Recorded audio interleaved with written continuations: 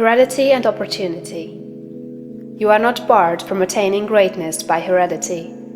No matter who or what your ancestors may have been, or how unlearned or lowly their station, the upward way is open for you. There is no such thing as inheriting a fixed mental position. No matter how small the mental capital we receive from our parents, it may be increased. No man is born incapable of growth.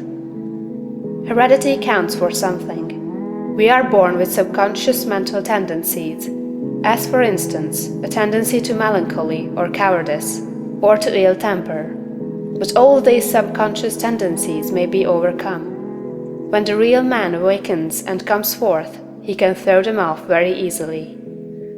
Nothing of this kind need keep you down. If you have inherited undesirable mental tendencies, you can eliminate them and put desirable tendencies in their places.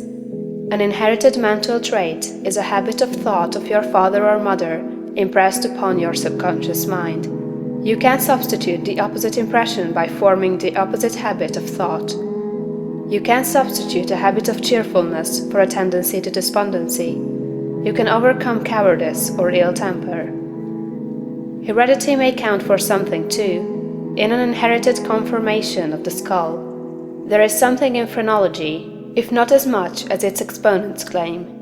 It is true that the different faculties are localized in the brain, and that the power of a faculty depends upon the number of active brain cells in its area. A faculty whose brain area is large is likely to act with more power than one whose cranial section is small. Hence, persons with certain conformations of the skull show talent as musicians, orators, mechanics, and so on. It has been argued from this that a man's cranial formation must, to a great extent, decide his station in life, but this is an error. It has been found that a small brain section, with many fine and active cells, gives as powerful expression to faculty as a larger brain with coarser cells. And it has been found that by turning the principle of power into any section of the brain, with the will and purpose to develop a particular talent, the brain cells may be multiplied indefinitely. Any faculty, power, or talent you possess, no matter how small or rudimentary, may be increased. You can multiply the brain cells in this particular area until it acts as powerfully as you wish. It is true that you can act most easily through those faculties that are now most largely developed. You can do, with the least effort, the things which come naturally, but it is also true that if you make the necessary effort, you can develop any talent. You can do what you desire to do and become what you want to be. When you fix upon some ideal and proceed as hereinafter directed, all the power of your being is turned into the faculties required in the realization of that ideal. More blood and nerve force go to the corresponding sections of the brain, and the cells are quickened, increased, and multiplied in number.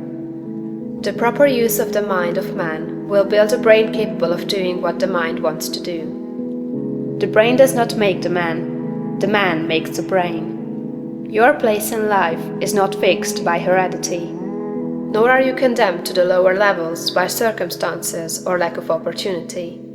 The principle of power in man is sufficient for all the requirements of his soul. No possible combination of circumstances can keep him down, if he makes his personal attitude right and determines to rise. The power which formed man and purposed him for growth also controls the circumstances of society, industry, and government. And this power is never divided against itself. The power which is in you is in the things around you, and when you begin to move forward, the things will arrange themselves for your advantage, as described in later chapters of this book. Man was formed for growth, and all things external were designed to promote his growth. No sooner does a man awaken his soul and enter on the advancing way than he finds that not only is God for him, but nature, society, and his fellow men are for him also, and all things work together for his good if he obeys the law. Poverty is no bar to greatness, for poverty can always be removed. Martin Luther, as a child, sang in the streets for bread. Linnaeus, the naturalist, had only $40 with which to educate himself. He mended his own shoes and often had to beg meals from his friends. Hugh Miller, apprenticed to a stonemason, began to study geology in a quarry. George Stephenson, inventor of the locomotive engine, and one of the greatest of civil engineers, was a coal miner, working in a mine, when he awakened and began to think. James Watt was a sickly child, and was not strong enough to be sent to school. Abraham Lincoln was a poor boy. In each of these cases, we see a principle of power in the man that lifts him above all opposition and adversity.